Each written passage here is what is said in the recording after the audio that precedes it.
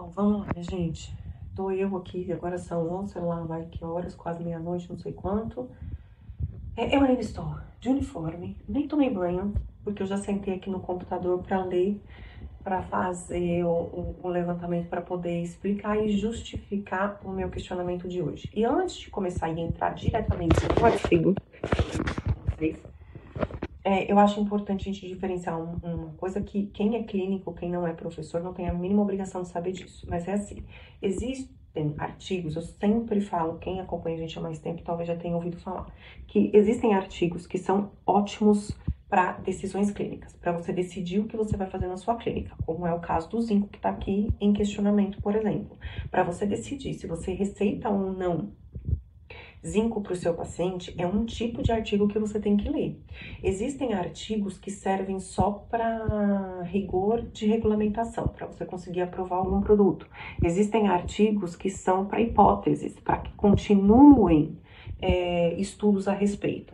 Então, nem todo artigo serve para o clínico tomar como decisão para definir se você vai fazer com que o seu paciente tome ou use alguma coisa ou você use alguma técnica, né? E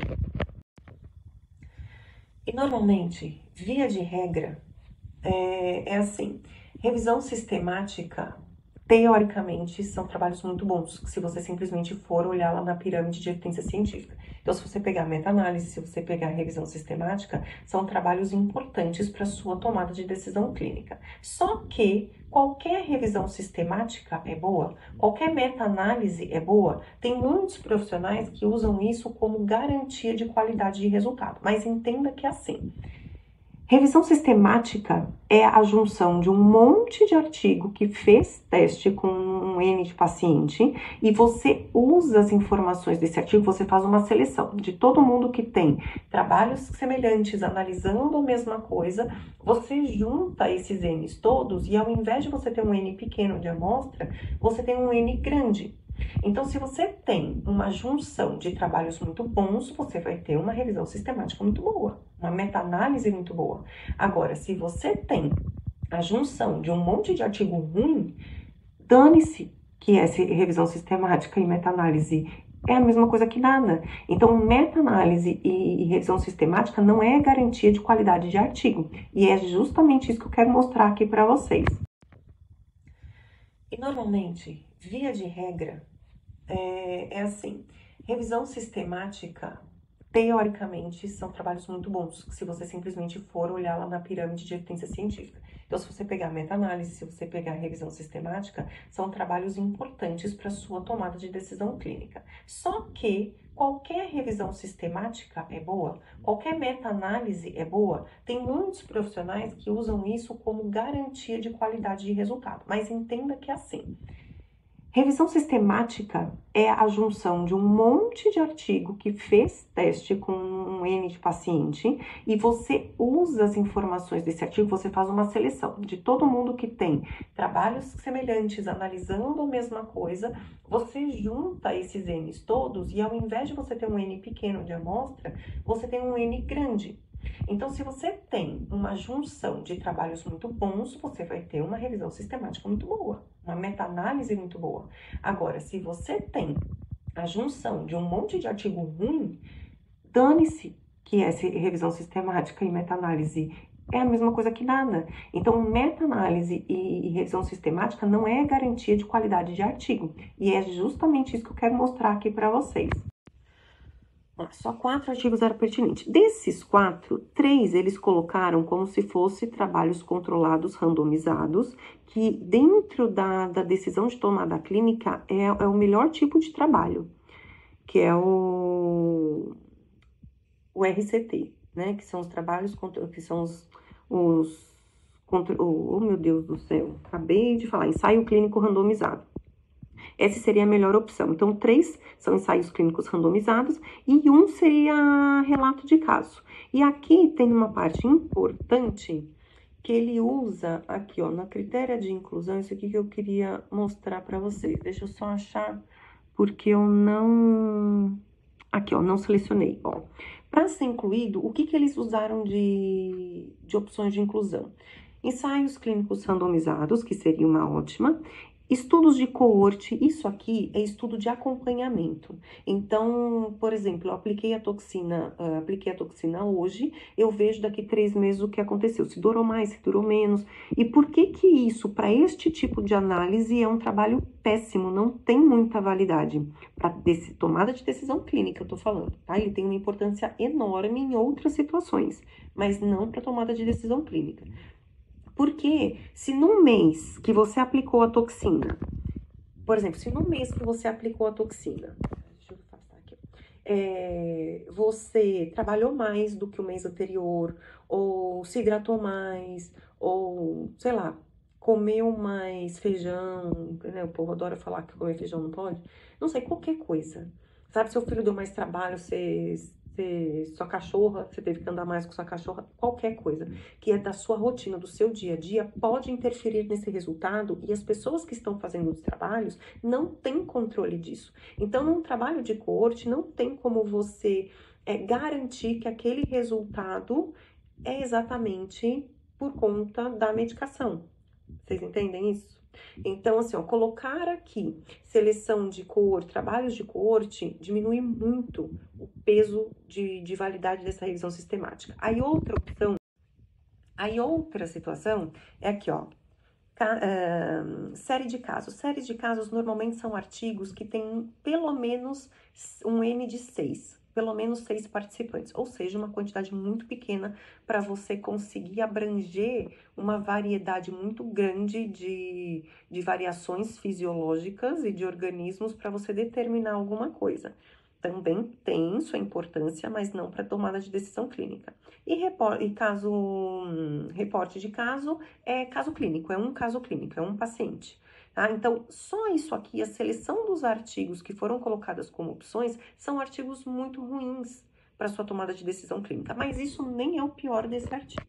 Vamos lá. Por que que essa, apesar de ser uma revisão sistemática, é uma revisão sistemática totalmente incoerente e que não serve para absolutamente nada? Ó, a discussão, a gente quando tá procurando, existem dois tipos de leitura de artigo.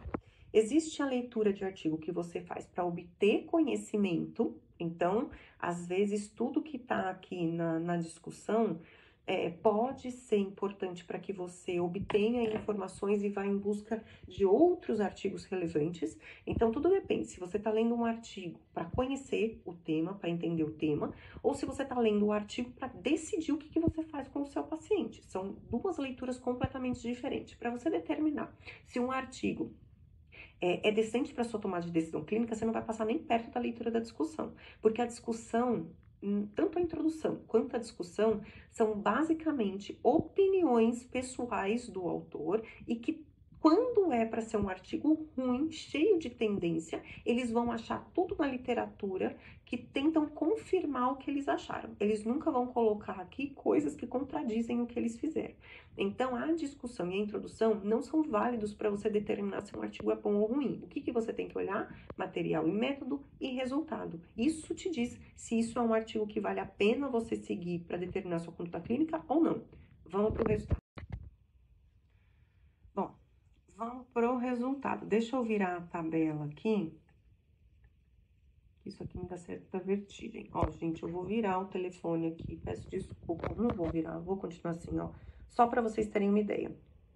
Este trabalho aqui... Não, vou virar, gente, me perdoe. Ó, este trabalho aqui, esses 4 foram os trabalhos selecionados dentre aqueles 260 para fazerem parte da revisão sistemática.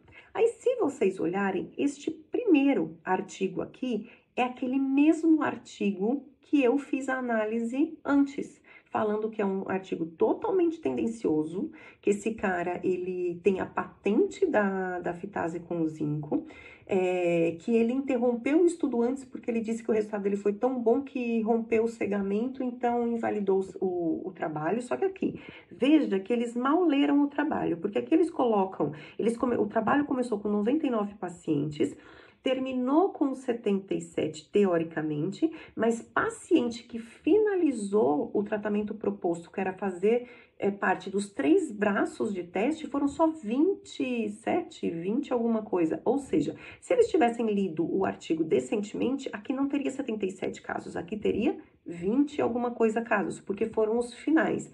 E se tivessem lido decentemente, este trabalho não estaria aqui, porque é um trabalho inconclusivo e nada coerente. Mas enfim, eles adicionaram. Aí, no próprio trabalho, vocês podem ler e procurar no próprio trabalho, eu não grifei, mas está escrito no próprio trabalho, ele fala que este trabalho aqui, do Xing e ele provou nesses 34 casos, nesses 34 pacientes, que não teve resultado. Deixa eu ver se ele coloca aqui, ó, não teve diferença estatística no resultado com a suplementação de zinco. Aqui entra, inclusive, uma falha na metodologia e na análise da própria revisão sistemática. Pensa que, se aqui eu tive 20 e poucos casos onde relataram uma possível melhora excepcional, e aqui com 34 casos, que são mais do que os 20 e pouco daqui, aqui teve resposta nenhuma. Isto aqui contradiz demais e já deixa suspeito o resultado positivo desse aqui. E isso nem fez parte da discussão dessa análise sistemática, o que já mostra que foi uma análise bem ruim feita. Então, o primeiro não serve, porque o primeiro é totalmente cheio de viés e o trabalho não foi nem finalizado. O segundo, o próprio trabalho diz que esse aqui constou que não teve resposta. Aí, esse aqui, minha gente, esse aqui, Wilson Inter, ele é um relato de caso, mas isso aqui não é o pior. Olha isso aqui, ó. Nesse trabalho, que não é um trabalho, só vou adiantar isso, não é um trabalho. Isso aqui eu fui procurar, é um pôster. Pôster, sabe o que é um pôster? Um pôster, gente, é um painel de congresso. Isso aqui é o resultado obtido de um painel apresentado num congresso. Vocês sabem, alguém aqui já apresentou algum painel em congresso? Vocês já viram o tipo de revisão e de avaliação que tem desses painéis? É nenhuma. E aí, deixa eu mostrar o resultado dele, que aí vocês vão ver que fica pior ainda. Olha aqui. Veja se vocês acham que isso é possível. Quem trabalha com toxina sabe. Um único caso, né? Aí ele fala aqui que nos resultados sozinhos sem o zinco, os resultados duram de 3 a 4 semanas. E nos resultados onde associaram o Botox com o zinco, o resultado durou mais de 20 semanas. Isso aqui, gente, não é um relato. Isso aqui tem um nome dentro da estatística que chama anomalia estatística, chama outlier. É uma evidência que está totalmente fora da curva, que ela serve simplesmente, ela não é desprezível, mas ela serve para gerar hipótese de alguma coisa, para fazer outros estudos. Ela não serve para decidir absolutamente nada. Então, pensa que aqui, dos 4 artigos que foram selecionados para fazer parte, para compor essa revisão sistemática, 3 deles já nem presta. Esse aqui é totalmente tendência. Esse aqui, o próprio artigo fala que não funciona. E esse aqui é um painel de congresso. Qual validade? É a pior relevância na área científica que existe, é um painel de congresso, tá? Esse 4 aqui, visto que os 3 não tem validade nenhuma, eu nem fui olhar esse aqui, gente, de verdade, eu tô com sono, tô cansada. Isso aqui já, pra mim, há muito tempo já mostra que é uma revisão sistemática que não tem qualquer validade. Ainda fui por esses aqui porque eu ainda queria mostrar pra vocês como faz uma análise crítica de artigo de direito.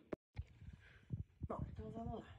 Aí aqui para conclusão. Aí quando você pega a própria conclusão do próprio trabalho, eu até traduzi aqui, ó, porque eu como tradutora simultânea sou uma negação, gente.